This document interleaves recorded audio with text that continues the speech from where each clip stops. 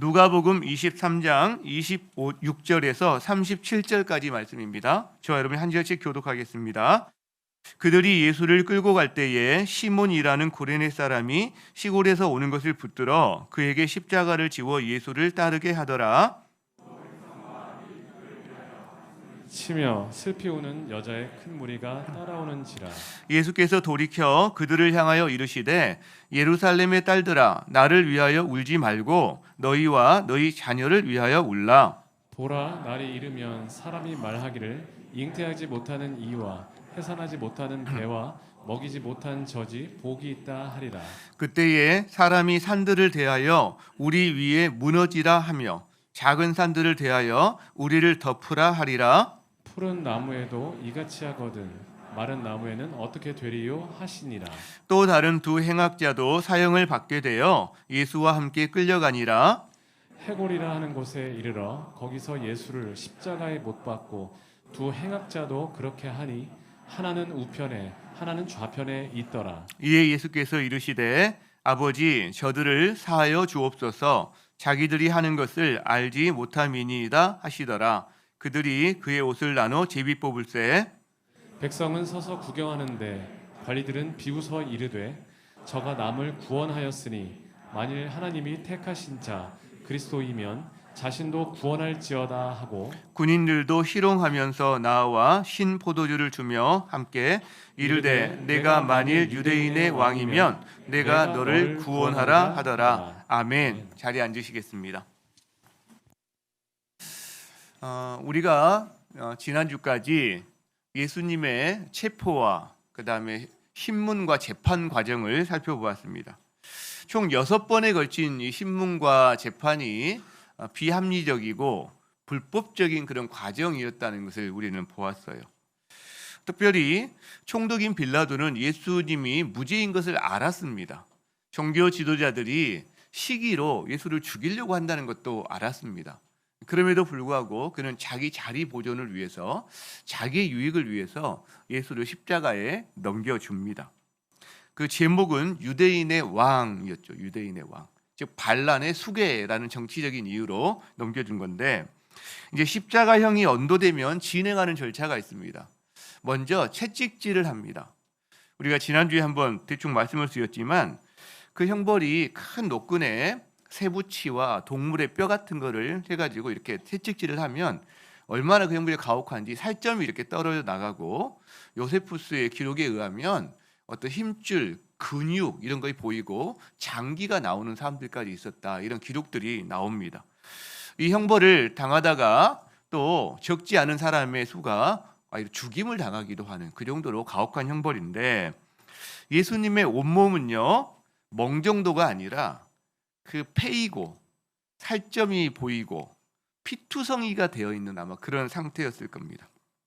그리고 계속해서 때리면 실신을 해버리기 때문에 몇 대 때리고 쉬어요. 그 순간 희롱합니다. 모욕을 주고 그리고 잠시 기운을 차리면 또 때립니다. 이걸 계속 반복을 하는. 자, 그렇게 채찍질을 당하신 다음에 이제 십자가로 달리는 형벌장까지 이동을 합니다. 이 관정이라는 곳에서 이 골고다라는 언덕까지가 약 한 기록에 의하면 800m 정도 되는 1km가 좀 안 되는 것 같아요. 거기를 이동을 하는데 십자가는 기둥막대가 하나 있죠. 그리고 팔을 이렇게 묶게 되는 가로막대가 또 있죠. 기둥막대는 현장에 있습니다. 그리고 제수가 자기가 져야 되는 십자가를 지고 가로막대를 지고 가게 되는데 한 40kg 내외 정도의 무게라고 이렇게 알려져 있어요. 자, 예수님도 그래서 자신의 십자가를 지고 형장으로 끌려가는데 그런데 26절에 보면 이런 기록이 있습니다.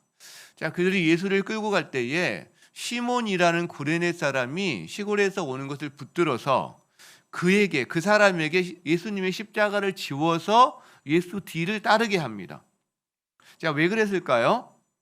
예수님이 그 신문 과정에서 특별히 채찍질 과정에서 이미 몸을 가눌 수 없을 정도로 이미 쇠약해진 그런 상황이기 때문에 이 진행이 안 되는 거죠. 넘어지고 그 다음에 십자가를 지고 할 때 못 이기고 일어나지를 못하고 그러니까 뭔가 길가에 있는 사람 하나를 로마 군인이나 이 사람들 붙잡아가지고 예수 십자가를 지운 거죠. 자, 그 사람 이름이 뭐냐면 시몬입니다. 구레네 사람, 북아프리카 리비아의 지중해에 붙어 있는 어떤 연안 도시 이름이 이제 이 구레네라는 곳이가 있는데, 자 그렇게 보면 저 구레네 사람 시몬은 디아스포라, 흩어져 사는 유대인이라는 걸 알 수가 있어요. 시몬이라는 이름을 보니까. 그리고 명절에 그가 예루살렘에 있다는 것은 아마도 경건한 유대인이어서 명절에 성전에 예배를 드리러 왔을 가능성이 좀 있다, 저는 그렇게 생각을 합니다. 자, 그런데 그는 자신의 뜻과 상관없이 어떤 한 사형수의 십자가를 지고 가게 됩니다. 아마 속으로 그렇게 생각했을 거예요. 정말 재수 없다, 이렇게 그런 생각을 했을지 모르겠어요. 그죠? 자발적이지 않습니다. 자, 그런데 우리는 이걸 보면서 그 사람이 참 복되다, 복이 있다라는 생각을 하게 됩니다. 왜냐하면 로마서 16장 13절에 보면, 자, 저게 바울이 로마에 있는 성도들에게 보낸 편지의 말미에 그곳에 있는 사람들에게 보낸 안부 같은 인사말이거든요. 주 안에서 택하심을 입은 루포와 그의 어머니에게 문안해라. 그의 어머니는 곧 내 어머니다. 그러니까 바울이 문안 인사를 할 정도로, 그리고 내 어머니라고 말하는 친밀한 관계를 가진 정도의 이 가족이 누구냐면 루포가 바로 구레네 시몬의 아들입니다. 구레네 시몬의 아들. 알렉산더와 루포의 아버지 시몬이라는 사람이 구레네로부터 와서 예수의 십자가를 대신 지게 되었다라는 글이 마가복음에 기록이 되어 있거든요. 자, 그 이걸 보게 되면 이 시몬은 억지로 하기는 했지만 예수님의 십자가를 대신 져준 건 아니죠. 메고 간, 거의 세상에서 유일무이한 사람입니다. 참 한편으로 재수 없는 사람이기도 한데, 근데요, 그것을 계기로 해서 그는 구원을 받았어요. 그리고 그의 가족이 다 구원을 받았습니다. 그리고 그의 이름이 성경에 기록이 되어 있어요. 여러분, 이 구레네 시몬이 어떻게 구원을 받게 되었을까요? 모릅니다. 성경에 나와 있지를 않아서 예수님의 십자가를 메고 가는 사이에 예수님과 어떤 눈빛이라든가 말이라든가 이런 어떤 교감이 있었는지, 그게 없이 또 그냥 그때는 그냥 지나갔지만 그 후에 어떤 계기가 있었는지 우리는 기록이 되어 있지 않기 때문에 모릅니다. 다만 한 가지 알 수 있는 건 있어요. 십자가를 지고 간 그것이, 메고 간 그것이 계기가 되어서 자기 인생의 어느 시점에 그 십자가의 의미를 바로 깨닫게 되었다는 거죠. 실제로. 여러분, 처음에 그 지고 갈 때는 그냥 입이 이만큼 나왔을 거예요. 힘겨웠을, 고통이었을 거예요. 그런데 인생의 어느 시점에 복음 전도자의 말을 통해서든 어떤 경로를 통해서든 그가 자기가 메고 간 십자가가 저 사형수 한 사람의 사형수를 대신해서 메고 간 십자가라고 생각을 했는데, 나중에 알고 보니 저 사람이 사실은 자기 십자가를 지고 달려 자기 목숨을 주었다는 것을 알게 된 거죠. 자기가 맸던 십자가를 통해서. 그 십자가를 지고 800m 정도 되는 거리를 가는 게 그에게 잠시 어떤 고통이었겠지만, 그러나 그것이 어느 순간 영원한 기쁨으로 바뀌었다는 겁니다. 영원한 기쁨으로. 여러분, 예수님이 말씀하시잖아요. 마가복음 8장 34절에 누구든지 나를 따라오려, 같이 한번 읽어봅시다. 시작. 누구든지 나를 따라오려거든 자기를 부인하고 자기 십자가를 지고 나를 따를 것이니라. 이게 예수님의 말씀이거든요. 예수님을 따른다라고 하는 사람은 자기를 부인하면서 따라가는 거. 그렇죠? 그리고 자기 십자가를 지고 따라가는 거. 우리는 자기 십자가 이렇게 생각하면 자기 인생 가운데 어찌할 수 없는 어떤 고난, 고통 이런 걸 먼저 생각하는데, 그것도 맞지만 사실은 죽음입니다. 죽음. 그러니까 자기를 따르는 게 아니에요. 자기 생각, 자기 경험, 자기의 어떤 이기적인 어떤 마음을 따르는 게 아니라 예수를 따라가는 거예요. 그리고 죽음을 각오하고 따라가는 걸 말씀하신다는 거죠. 여러분, 우리는 이 시몬을 보면서 억지로라도 십자가를 경험하는 것이 복되다는 걸 알 수 있습니다.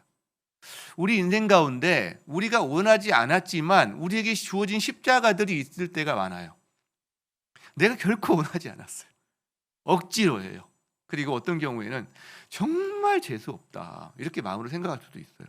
그런데요, 만약 그것이 십자가라고 느껴졌을 때 그 십자가의 의미를 그걸 통해서 우리가 바로 해석하고 바로 깨달을 수 있다면 그것이 잠시의 고통이 영원한 기쁨으로 바뀌어지는 그 은혜의 통로가 될 수도 있다라는 겁니다. 이 구레네 시몬처럼 여러분에게 있는 고난과 고통이 십자가처럼 느껴질 때 이 구레네 시몬을 한번 생각했으면 좋겠어요. 아, 나에게도 주님 이 십자가의 의미를 그저 고통이 아니라 이 의미를 깨닫게 해주세요. 그 숨겨진 의미를 보게 해주세요. 우리가 기도했으면 좋겠다 이런 생각을 하게 됩니다. 자, 예수님은 신문 과정에서도 재판 과정에서도 거의 침묵하셨습니다. 그 십자가 형벌을 당하는 그 고통스러운 상황에서도 입을 많이 열지 않으셨습니다. 자, 그럼에도 불구하고 예수님이 말씀을 하셨던 몇 장면들이 있어요. 오늘 그 장면 중에 예수님의 말씀 이 두 마디 말이 있거든요. 두 마디 말. 이 두 마디 말을 중심으로 오늘 좀 살펴보려고 하는데, 자, 첫 번째는 예수님이 이제 관정에서 채찍질 당하신 후에 십자가 형벌을 당하기 위해서 형장으로 이동합니다. 그 피투성이가 돼서 지친 몸으로 넘어지고 엎어지고 할 때 예수님 주변에 수많은 큰 무리가 따라다녀요. 대부분이 구경꾼들입니다. 근데 그들 안에 좀 다른 사람들이 있어요. 예수님의 이 모습을 보고 신음하면서 예수님을 슬피 우는 한 무리의 여자분들이 있습니다. 그 안에. 아마 그들은 예수님과 관계성을 맺었던 예수님의 여자 제자 그룹일 거예요. 그리고 일부는 아마 예수님과 깊은 관계는 없을지라도 예수님을 존중하고 존경하고 또 한 분의 정말 선한 어떤 선지자 같은 분이 이 고난을 당한다는 면에 있어서 감정적으로 긍휼함이 많았던 어떤 여인들이었을 겁니다.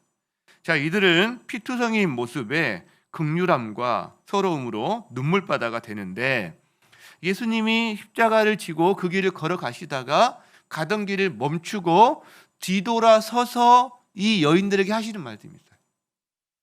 그러니까 일부러 눈을 맞추고 그 여인들에게 하시는 거죠. 28절 같이 한번 읽어보겠습니다. 시작. 예루살렘의 딸들아 나를 위하여 울지 말고 너희와 너희 자녀를 위하여 울라 이렇게 말씀하십니다. 십자가를 지고 피투성이가 되어서 정말 안타까운 모습으로 지금 형장을 향해 가고 있는 사람을 위해서 예수님이 울어주고 있는데 고맙다. 그래도 너희들이 나와 함께 하는구나. 이런 말씀하시는 게 아니라 나를 위해서 울지 마라. 오히려 지금 이때는 너희 자신을 위해서 울 때야. 그 너희 자녀를 위해서 울어야만 해라고 말씀하시는 거예요. 여러분 이게 무슨 말일까요? 왜 예수님은 이런 말씀을 하실까요? 그 뒤에 이어지는 본문을 보면 조금 이해가 갑니다. 바로 재앙 때문이에요. 장차 임할 재앙. 자, 29절에 이런 말씀을 하시죠.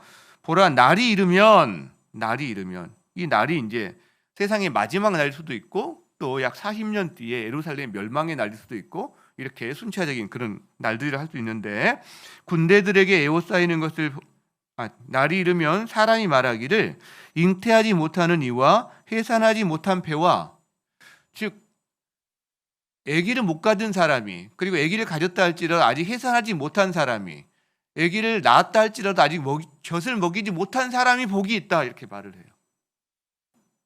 반대죠. 보통은 반대죠. 이런 말을 합니다. 왜 그럴까? 그 뒤에 이어지는 말들을 보면 산아 우리 위에 엎어져라. 언덕들아 우리를 차라리 덮어져라. 그 장차 임할 재앙의 날에 그 재앙이 얼마나 혹독하든지 얼마나 피할 수가 없든지 차라리 애기 없는 사람이 그리고 차라리 혼자인 사람이 더 복되다 이런 말들을 한다는 거죠. 결국 재앙과 그 재앙의 혹독함에 대한 이야기를 하고 있다는 겁니다. 여러분 예수님의 이 말씀은 예수님이 예루살렘을 보며 통곡하셨던 그 장면 그리고 예루살렘의 멸망과 세상의 끝날에 대한 예언을 해주셨던 장면들과 연결되는 부분이 있는데 자 누가복음 21장에 이런 말씀이 있어요. 자, 너희가 예루살렘이 군대들에게 에워싸이는 것을 보거든 너희는 그 멸망이 가까운 줄을 알아라. 또 다른 본문에 보면 성전에 멸망에 가증한 것이 선 것을 보거든, 즉 우상들이 선 것을 보거든 그때가 가까운 줄을 알아라 말씀하시면서 이렇게 말씀하세요. 자, 그때가 되면 유대에 있는 자들은 산으로 도망가라. 예루살렘 성에 있는 사람들은 나가라. 촌에 있는 자들은 절대 들어가지 마라. 그리고 그날은 기록된 모든 것을 이루는 징벌의 날이다. 형벌의 날이다. 가혹한 날이다. 그날에는 아이 뵌 자들, 젖먹인 자들에게 화가 있으리니 이는 땅에 큰 환난과 이 백성의 진노가 있겠습니다. 그 환난이 얼마나 크든지 차라리 아이 없는 게 낫다, 이런 말을 하는 거죠. 여러분, 이 주님의 이 예언은 역사적으로 보면 약 40년 뒤에, 즉 주후 70년경에 실제로 일어납니다. 로마 군대가 예루살렘을 포위합니다. 그런데 로마 황제 또 뭐 죽고 이런 사건 때문에 잠시 군대가 물러난 때가 있었어요. 그 내부적인 사정 때문에 포위했다가 멸망시키지 않고 물러납니다. 자, 이때 그리고 성전에는 멸망에 가증한 것들이 세워진 시기거든요. 이때 예수님의 말씀을 기억한 그리스도인들은 성을 빠져나갑니다. 약 2만 명 이상이 빠져나갔다고 그렇게 기록이 되어 있어요. 그래서 산으로 어디 광야로 다 떠납니다. 근데 반대로 일반 사람들은 역시 성전이 있는 예루살렘이 안전해. 하나님의 보호하심이 있는 곳이야. 봐, 물러갔잖아. 성전으로 다 들어옵니다. 왜? 바깥의 도시들은 자기를 방비할 게 없으니까 다 들어와요. 사람이 바글바글합니다. 그런데 로마인들이 다시 에워싸요. 성을 포위하고 먹을 것이 없어서 사람들이 자기 아기를 삶아 먹습니다. 그리고 또 굶어 죽습니다. 수많은 사람이 굶어 죽어요. 그리고 나중에는 칼날에 몰살을 당합니다. 기록에 의하면 100만 이상, 100만 명 이상이 110만이라고도 하고 190만이라고도 하고 몰살을 당합니다. 약 10,000명 이상이 십자가의 형벌에 처해집니다. 10,000명 이상이. 그 10만 명 정도가 그리고 포로로 잡혀가는 끔찍한 일. 그때 완전히 초토화가 됩니다. 초토화가. 예수님이 예루살렘의 멸망을 보시면서 우는 거예요. 그리고 이때 말씀하시는 거죠. 예루살렘의 딸들아, 나를 위하여 울지 말고 너희를 위하여 울어라. 너희 자녀를 위하여 울어라. 다른 말로 한다면 너희와 너희 자녀들이 당할 환난과 그 가혹한 상황을 당하지 않도록 기도해라. 기도해라. 이런 말씀을 하신다는 거죠. 여러분, 예수님의 이 말씀이 계속 마음에 남아요. 계속 마음에 남습니다. 이 본문을 준비하면서 그러면서 나는 누구를 위해서 울고 있지? 이 울음이 긍휼이고 이 울음이 기도이고 이 울음이 사랑이라고 우리가 다시 한번 해석할 수 있다면 나는 누구를 위해서 울고 있지? 성도 여러분은 누구를 위해서 울고 계세요? 여러분 자신을 위한 진정한 울음이 있습니까? 여러분 자녀를 위한 울음이 있냐고요? 여러분, 재림의 날뿐만 아니라 우리가 살아가는 날 가운데 우리는 재앙을 참 많이 맞이합니다. 그죠? 세월호 사건 때만 해도 299명인가 이렇게 죽었는데 대부분 우리 또 젊은 아이들이 학생들이 많았잖아요. 최근에 이태원에서도 158명인데 제가 이렇게 명단을 한번 봤어요. 근데요, 그 명단 이름을 이렇게 보다 보면 이름이 하나같이 예쁜데 얘는 교회 다니는 애겠구나 이런 애들이 있어요. 교회 다닌다 안 다니는. 왜냐하면 우리가 기독교인의 이름을 좀 알 수 있는 게 또 있잖아요. 그런 거 보면 얘는 적어도 이렇게 부모님이 이렇게 이름을 지었나 보다. 이런 애들도 그 안에 있어요.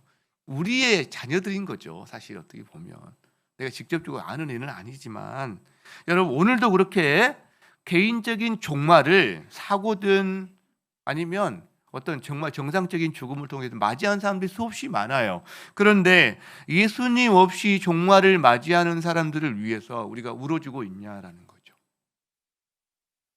주님은 주님의 재림의 날 그리고 재앙의 날에 혹독한 고통을 당해야 되는 사람들, 바로 너희와 너희 자녀를 위해서 울라고 하세요. 울어라. 그런데 우리는요, 언제부턴가 별로 울지 않아요. 울음이 많이 끊겼습니다.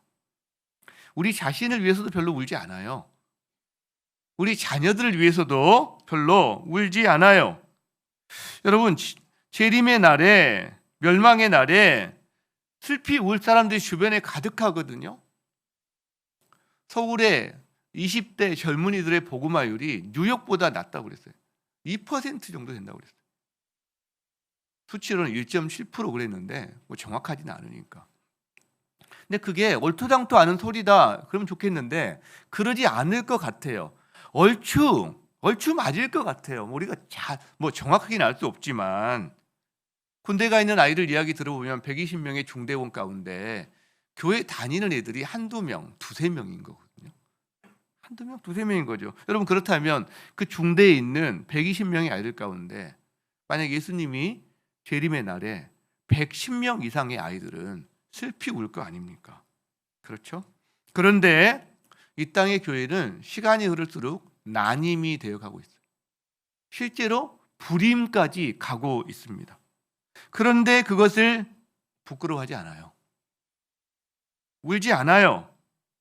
오히려 교회 안에서 작은 어떤 문제를 가지고 이렇게 다투고 저렇게 분쟁하고 나중에는 찢기고 이런 일이 부지기수로 일어납니다. 그게 우리 조국교회 현실이에요. 그것을 보고 자란 교회 안에 있는 아이들은 울타리를 넘어가 버립니다.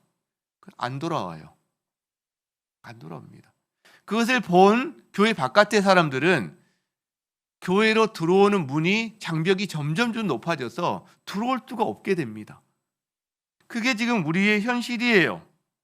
영혼 구원을 위한 치열한 기도가 약해졌습니다. 여러분, 입을 열어 예수님을 전하기를 주저합니다. 1년에 단 한 명이라도 강권에서 교회로 데려오는 것을 부끄러워합니다. 그렇죠? 우리가 1년에 단 한 명이라도 마음에 깊이 품고 치열하게 기도하며 섬기며 그 사람을 주님께로 인도하기 위한 이 몸짓이 많이 약해졌는데 그게 없어졌는데 근데요 자신은 건강하고 자신은 좋은 괜찮은 그리스도인이라고 하나님께서 고개를 들고 다닙니다.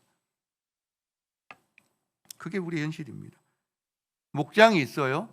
목장에 새로운 영혼이 초대되어서 그곳에서 정말 새로운 영혼이 생명을 얻고 세례를 받는 일들이 갈수록 약해져 가고 있습니다.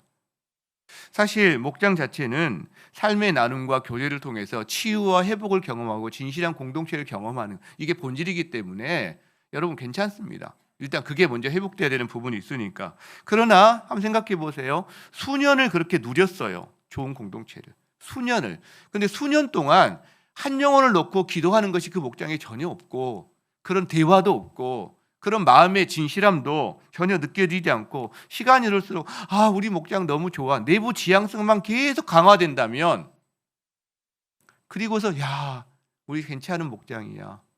우리 괜찮은 공동체야. 그렇게 한다면 어딘가 지금 이미 균열이 가고 있는 것일 수 있다라는 겁니다. 실제로. 예수님이 부활하시고 승천하신 다음에 예루살렘에 부흥이 있었습니다. 베드로가 한번 설교하니까 3,000명이 한꺼번에 돌아오는 놀라운 역사가 있었죠. 이들은 성령의 역사로 말미암아 너무 기쁘니까 자기 소유와 재산을 팔아 서로 도왔습니다. 가난한 사람들 돕고 그것 때문에 날마다 구원받는 사람이 더 늘어났습니다. 정말 좋은 교회가 되었죠. 하나님 나라를 막 경험했습니다. 그런데 시간이 흐르면서 그들은 한 가지를 놓쳐요. 시간이 흐르면서 주님께서 사도행전 1장 8절에서 이렇게 말씀하셨거든요. 오직 성령이 너희에게 임하시면 너희가 권능을 받고 성령이 임하면 권능이 생깁니다. 근데 그 권능의 목적은 뭐냐면 예루살렘과 온 유대와 사마리아와 땅끝까지 이르러 내 증인이 되라. 권능을 주신 이유는 증인으로서의 삶을 위한 권능을 주신 거거든요. 그렇죠? 근데 그들은 예루살렘 안에만 머물렀습니다. 자기들끼리만 어울렸습니다. 유대인들만 어울렸어요. 유대인들에게만 복음을 전하고 이방인들은 지옥의 땔감 정도로 여겼습니다. 이방인들을 위해서 울지 않았다는 거예요. 이방인들을 위해서 울지 않았습니다. 어떻게 되었습니까? 흩으셨습니다. 하나님께서. 내부 지향성이 강해지면 사해가 되는 거예요. 어떤 가정이든 어떤 공동체든 어떤 교회든 마찬가지입니다. 우리 안에 진실된 공동체와 나눔이 필요합니다. 너무 필요해요. 좋아요. 그게 있어야 돼요. 그러나 내부 지향성으로만 가게 되면 갈릴리오스가 되지 않고 사회가 돼버린다라는 거죠. 내년도 한 해를 바라보면서 계속 하나님께 묻는 질문이 있고 고민이 있습니다. 주님, 어떻게 내년을 이렇게 어떤 초점을 가지고 해야 될까요? 근데 계속해서 어떤 사인처럼 주시는 사건들, 만남들 이런 것이 있는데 그 하나로 요약하면 한 영혼을 예수님께로인 것 같아요. 한 영혼을 예수님께로. 이 마음을 주세요. 결국 오늘 말씀과 어떻게 연결되는지 모르겠는데 이렇게 너희 자녀를 위해서 울어라. 너희와 너희 자녀를 위해서 울어라. 이 말씀과 맞닿아 있다고 생각합니다. 여러분, 우리는 1년에 단 한 명의 영혼도 품지 않고 기도하지 않으면서도 나는 괜찮은 그리스도인이야. 이렇게 생각할 수 있다는 거예요. 우리 목장은 1년에 단 한 명의 그것도 새신자를 품고 그다음 치열하게 복음을 전하면서 함께하는 것 없이도 우리는 너무 괜찮아라고 우리는 착각할 수 있다는 거예요. 자, 그런 면에서 본다면 올 한 해 하나님이 우리에게 허락하신 굿뉴스 클럽은 저는 정말 큰 선물이다라고 생각합니다. 우리 교회, 우리 공동체, 우리 모두에게 주신 온 세대가 나이와 연령을 초월해서 우정의 공동체를 만들어갔던 이 시간들 정말 큰 선물이라고 생각합니다. 매주 10몇 개의 클럽에 아이들을 초대하고 복음을 전하고 학교 앞에 오뎅과 떡볶이를 가지고 와서 계속 아이들을 만나고 나중에 기다리더라고요. 그 날짜에 오는 왔다 그러면서 몰려와요. 예, 그 줄 서 자기를 이렇게 막 질서를 이렇게 막 만들고, 예, 그 시간이 저는 너희와 너희 자녀를 위해 울라 이 말씀에 순종한 우리의 어떤 시간이 아니었나 감사함이 있습니다.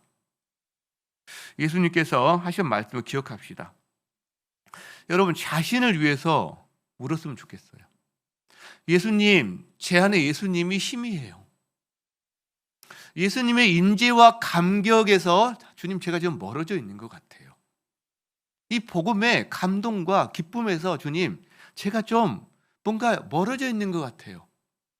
여러분, 그럴 때 자신을 위해서 기도해야 됩니다. 우리가 자녀를 위해서 기도했으면 좋겠어요. 주님, 제 자녀 안에 예수님이 없는 것 같아요.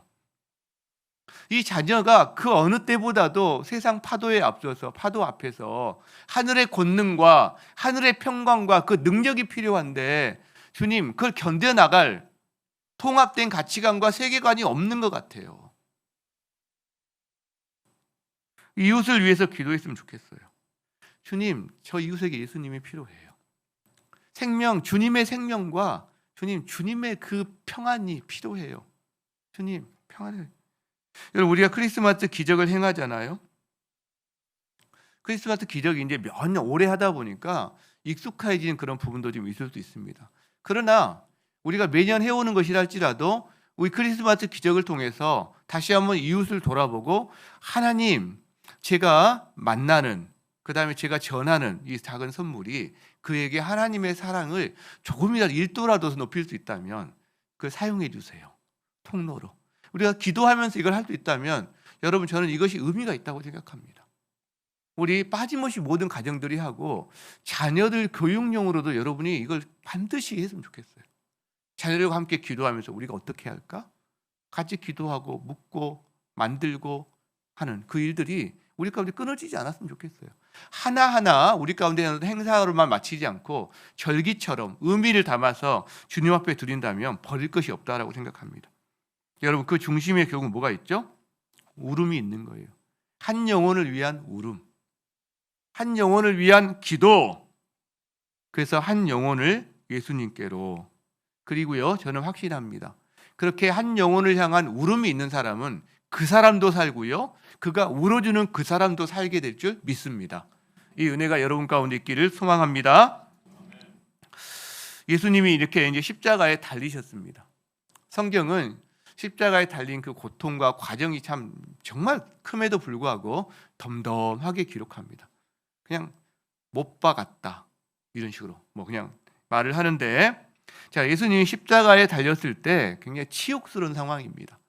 구경꾼들 희롱하고 모욕하고 수치스러운 상황입니다. 여러분, 십자가에 달릴 때 빨가벗겨서 우리가 예수님 십자가 그림에는 이렇게 천조각으로 이렇게 그려져 있지만 그거는 이제 뭐 어떻게 보면 그림이니까 우리가 그렇게 그려놓은 거고 사실은 빨가벗겨서 이렇게 하는 거거든요. 정말 수치스럽죠. 매우 고통스러운 상황인 건 제가 말 안 해도 알 거예요. 이 못이 자기 사후가 뼈를 뚫고 지금 가는 그런 상황이기 때문에.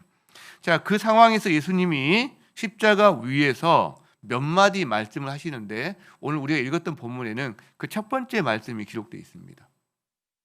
그게 뭐였어요? 아버지, 저들을 사하여 주옵소서, 이 말씀입니다. 아버지, 저들을 사하여 주옵소서. 자기들이 하는 것을 알지 못함이니이다. 이렇게 말씀합니다. 여러분, 십자가에 달리신 예수님이 입을 여셨는데 고통스러운 비명의 소리가 아니었습니다. 자기를 십자가에 못 박은 사람들에 대한 원한과 분노와 저주의 소리가 아니었습니다. 범죄한 우리들을 위한 기도였습니다. 기도였어요. 극한의 고통을 넘나드는 그때에 어떻게 우리를 위해서 중보하실 수 있었을까? 우린 잘 모릅니다, 사실은. 그러나 예수님이 자기 평생의 인생의 순간 동안 계속해서 기도해 오셨던 분이었기 때문에 아마 이렇게 하는 게 가능했을 거다, 이런 생각을 해봅니다. 여러분, 우리 인생에도 우리와 예수님을 비교할 수는 없습니다. 그러나 우리 인생에도 어둠이 찾아옵니다. 우리 인생에도 위기가 찾아옵니다. 그렇죠? 우리는 이렇게 생각합니다. 내 인생에 위기가 찾아왔을 때 나는 기도로 이걸 이겨낼 거야. 그러나 자기가 평안할 때 평소에 기도하지 않던 사람은 위기 순간에 사실은 기도하기가 쉽지 않습니다. 우리가 평소에 기도해야 되는 이유 중에 하나는 오히려 위기 때 잘하기 위함도 있을 수 있다는 것을 우리가 알게 된다는 거죠.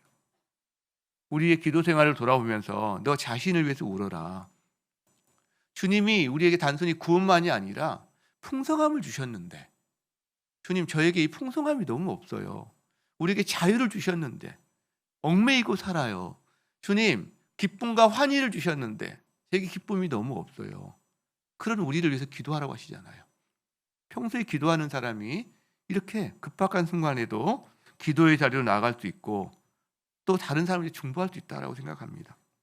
여러분, 지금 예수님을 보면 십자가에 못이 박혀서 움직일 수가 없어요. 다른 말로 꼼짝할 수가 없습니다. 그런데 예수님이 하시는 게 있어요. 중보기도입니다. 우리도 인생의 어느 시점에 심하게 아프거나 우리가 나이가 들거나 어떤 시점에 우리도 침대에 누워서 꼼짝달싹 할 수 없는 상황이 올 수도 있습니다. 근데요, 그때 우리도 할 수 있는 게 있다는 거예요. 기도할 수 있습니다. 그리고 그 기도는 우리가 몸이 팔팔해서 봉사로 교회와 성도들을 섬긴 것, 그것 못지않게 그때 드리는 그 기도 한마디가 오히려 더 큰 사역을 일으킬 수 있는 밑바탕이 될 수도 있다는 거예요. 예수님이 말씀하시죠. 아버지라고 말씀하시죠. 아버지. 주님의 기도 가운데 가장 먼저 하셨던 말씀은 아버지였습니다. 처절한 고통 가운데 그분이 먼저 바라보셨던 분은 하나님이셨어요. 그리고 아버지라는 말을 했을 때 주변에는 아무도 없었습니다. 그렇게 사랑했던 수많은 사람들, 자기를 따랐던 사람들이 다 없어졌습니다. 여러분, 주님은 사람들을 신뢰의 대상으로 보지는 않으셨던 것 같아요. 그분의 신뢰의 대상은 하나님이셨어요. 아버지라고 부른 거죠. 사람들은 사랑의 대상입니다. 우리 역시 마찬가지입니다. 우리가 왜 사람들에게 실망하고 왜 이렇게 관계적으로 어렵고 분노가 쌓이고 틀어지나요? 사람을 너 나한테 그렇게 할 수가 있어? 내가 너를 어떻게 믿었는데? 사람은 사랑의 대상입니다. 사랑의 대상. 신뢰는 여러분 예수님께 두세요. 신뢰는 하나님께 두시는 거예요. 하나님께. 우리가 그 부분에서 놓치니까 그런 어려움을 우리가 당하는 경우가 많다는 거죠. 여러분, 예수님이 아버지라고 부르듯이 여러분에게도 아버지라고 부를 수 있는 이 친밀함이 있습니까? 어떤 어려운 상황에서도 아버지 하면 벌써 마음이 쭉 평안을 찾는 이 친밀함을 가진 사람이 인생의 진정한 평안과 행복을 누릴 수 있다고 저는 믿어요. 평안. 여러분 그랬으면 좋겠어요. 너무나 많은 사람이 이 아버지의 친밀함을 잘 모릅니다. 아예 예수님을 하나님을 만나지 못한 사람도 많고 교회를 다니면서도 이 친밀함이 아니라 여전히 무서운 하나님, 벌 주시는 하나님, 어떤 이런 이미지가 강한 분들이 있는데 여러분 고난과 유혹과 또 자기가 정말 우울할 때 정말 이 하나님 아버지를 생각하면 그 친밀함으로 말미암아 마음에 힘이 생기는 그런 은혜가 우리 성도에 있었으면 정말 좋겠다. 그 은혜 누리기를 정말 축복합니다. 자, 예수님이 아버지 부른 다음에 했던 말이 저들을 사하여 주옵소서. 저들을 사하여 주옵소서. 십자가 위에서 기도하십니다. 이 저들이 예수님을 십자가에 못 박은 현장의 사람들만이 아니겠죠? 제사장들과 넘겨진 모든 사람들, 그리고 이 땅에 깨어지고 죄 가운데 사는 그 하나님의 진노 가운데 있는 모든 사람들을 위한 기도라고 생각합니다. 결국 우리를 위한 기도도 여기에 포함되어 있다라는 거죠. 우리를 위한 기도예요. 아버지, 저들을 사하여 주옵소서. 자기들이 하는 것을 알지 못함이니이다. 제가 그랬어요. 제가 그런 사람이었어요. 교회 다니는 친구 애들 데려다가 핍박하고 모욕 주고 교회와 하나님을 욕하고 이런 일을 제가 참 많이 했거든요. 주님의 이 기도가 아니라면 제가 이 자리에 있을 수가 없는 거죠. 저만 그런 게 아니라 우리 모두 그렇지 않습니까? 우리가 알지 못하고 행한 것이 얼마나 많습니까? 근데 주님이 아버지 저들을 사하여 주옵소서. 자기들이 하는 것을 알지 못함이니이다. 십자가에서 중보하세요. 그리고 용서하세요. 여러분 주님의 이 마음이 느껴지지 않습니까? 주님의 이 사랑에 이 마음이 울컥하지 않습니까? 여러분 십자가의 잔인한 형벌이거든요. 근데 거기서 자기를 생각한 게 아니에요. 자기를 생각한 게 아니에요. 예수님이 없다면 오히려 이 잔인한 십자가의 형벌을 직접 자기가 당해야 되는 수많은 사람들을 위해서 주님께서 중보하신 거죠. 그렇죠? 여러분 그래서요 우리는요 주님의 이 십자가의 사랑과 용서를 경험한 만큼 다른 사람들을 사랑하고 용서할 수 있는 것 같아요. 만약에 좁쌀만큼이다 뭔가 나한테 어떤 경험되어진 것들이 누리는 것들이 그러면 나도 그 좁쌀만큼 내가 사랑하고 용서할 수 있는 것 같아요. 근데 이것이 뭔가 10,000달란트 내가 용서받은 은혜를 내가 경험하고 누리고 있다라고 한다면 나도 역시 근데 10,000달란트 받았어도 사실 우리는 100데나리온 갖고 늘 싸우는 사람이긴 하지만 그러나 할 수 있다는 거죠. 안 될 때는 어떨 때 안 되는 줄 아세요? 참 쉽지 않은데 우리가 용서해야 될 사람들을 용서하지 못하고 미움이 사라지지 않고 나 죽어도 용서 못해. 나 끝까지 미워할 거야. 뭐 이런 마음이 우리 가운데 사실 막 요동하잖아요. 어떤 경우에. 왜 그럴까? 왜 그럴까?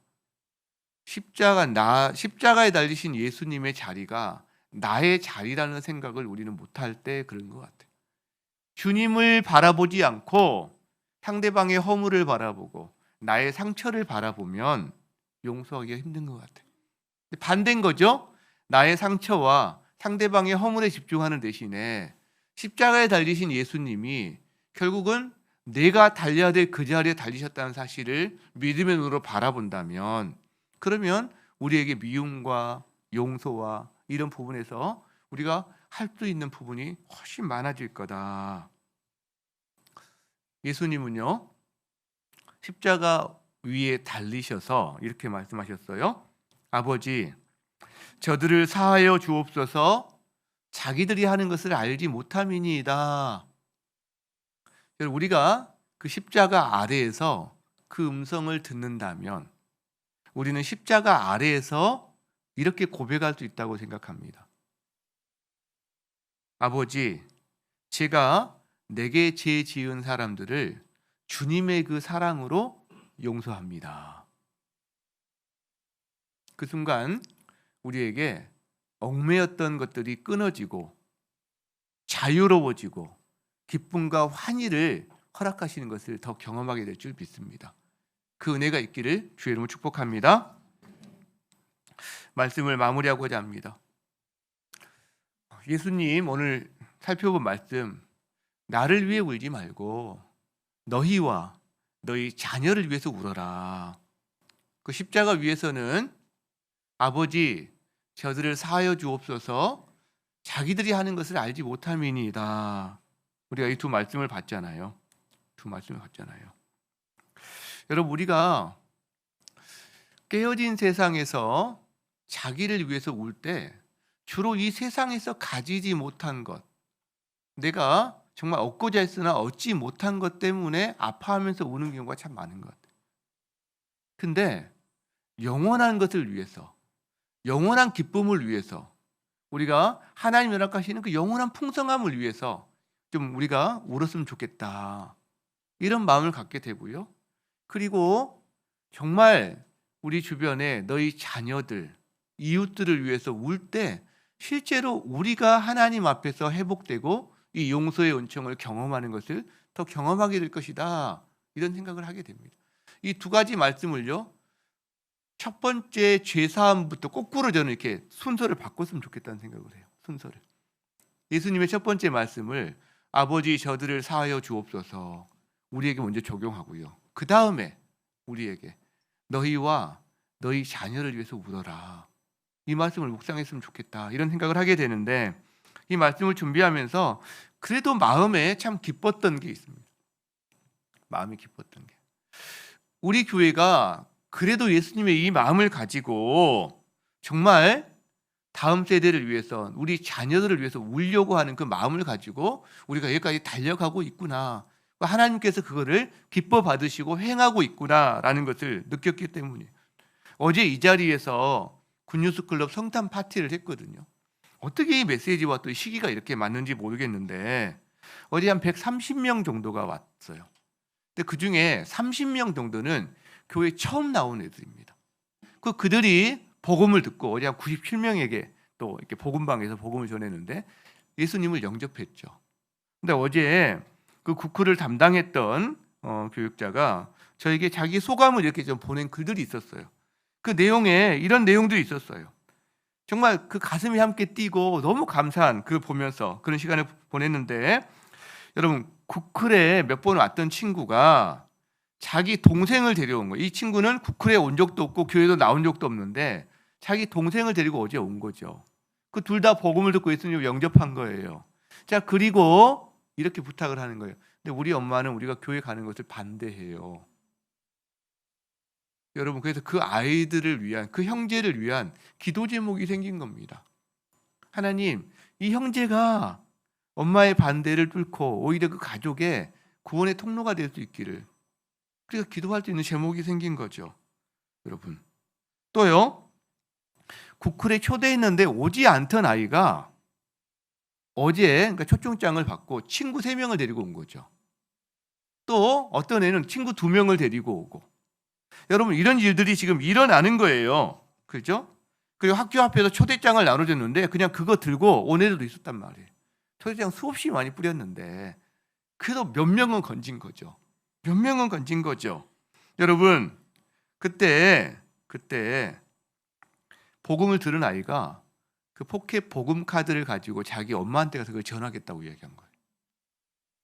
아이를 통해서 그 가정에 예수님의 말씀이 전해지는, 97명의 아이들이 복음을 듣고 그중에 처음 믿은 애들이 30명이 예수님 영접했다고 할 때 우리 마음속에요, 얘들이 뭘 이럴 수 있어요. 그러나요? 모르는 겁니다. 성령께서 하시는 일을 우리가 알 수가 없어요. 그렇죠? 그 아이의 복음의 씨앗일 수도 있지만 정말 큰 확신으로 주실 수도 있고요. 어쨌든 이것이 얼마나 귀한 것인지 모르겠다는 거죠. 어제 보내온 그 글을 하나 제가 읽어드릴게요. 130명 아이들이 교회를 가득 메우고 그 가운데 30여 명의 아이들은 완전 처음 교회에 온 친구들이었어요. 내년 구클에 또 만나게 될 줄 믿어 의심치 않습니다. 우리가 아무것도 하지 않았다면 그 아이들은 도대체 언제 복음을 들을 수 있었을까요? 그 생각을 하니 눈물이 왈칵 솟아오릅니다. 주님, 감사해요. 우리를 사용해 주셔서. 저는 이 글에서 너희 자녀를 위해서 울라, 그 말씀에 순종하며 그 길을 묵묵히 걸어가고 있는 우리 훈련생들, 우리 성도들, 우리 교회의 한 모습을 우리가 안전하거나 뭐 그런 건 아니죠. 그렇죠? 그러나 그 한 모습을 볼 수 있어서 너무 감사했어요. 너무 감사했어요. 여러분, 우리가 아무것도 하지 않았다면 성탄절 파티 정말 고생스럽게 준비한 거거든요. 학교 앞에 가서 맨날 오뎅 떡볶이 나눠주고 초대장 갖고 이야기하고, 아무것도 하지 않았다면 여기 와서 처음 교회 문턱을 넘고 예수님 이야기를 들은 아이들, 도대체 그들에게 어떤 기회가 있었을까요? 감사한 거죠. 우리를 사용해 주셔서 감사한 거죠. 자, 따라합시다. 너희와 너희 자녀를 위해 울라. 그 말씀에 순종할 때 주님이 주시는 그 은혜를 깊이 경험하는 여러분 되시기를 주의 이름으로 축복합니다. 우리 함께 찬양합시다. 우리 오늘 눈물로 한 알의 씨앗을 심는다. 눈물로 심는데요. 이 구절 하나만 봐도 정말 눈물이 나려고 해요. 우리 찬양하며 하나님 앞에 받은 은혜를 가지고 기도의 자리로 나가겠습니다. 우리 오늘 눈물로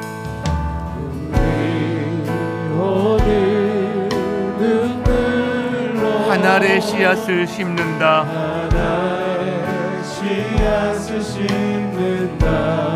꿈꿀 수 없어 무너진 가슴에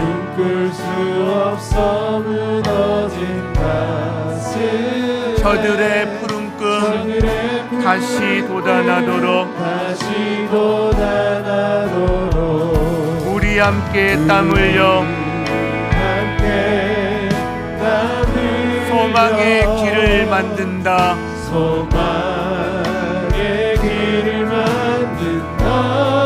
내일로 가는 길을 찾지 못했던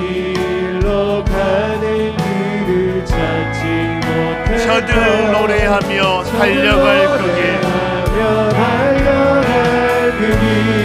그날에 우리 보리라. 새벽 이슬 같은 저들 일어나 뜨거운 가슴 사랑의 손으로 이 땅 치유하며 행진할 때 오래 황폐하였던 이 땅 어디서나 순결한 꽃들 피어나고 푸른 그의 나무가 가득한 세상 우리 함께 보리. 그날에 우리 보리라. 그날에 우리 보리라. 새벽 이슬 같은 저들 일어나 뜨거운 가슴 사랑의 손으로 이 땅 치유하며 행진할 때 아멘. 오래 황폐하였던 이 땅 어디서나 순결한 꽃들 피어나고 푸른 그의 나무가 가득한 세상 우리 함께 보리라. 주신 말씀을 마음에 담고 주여 외치며 기도의 자리로 나아갑니다.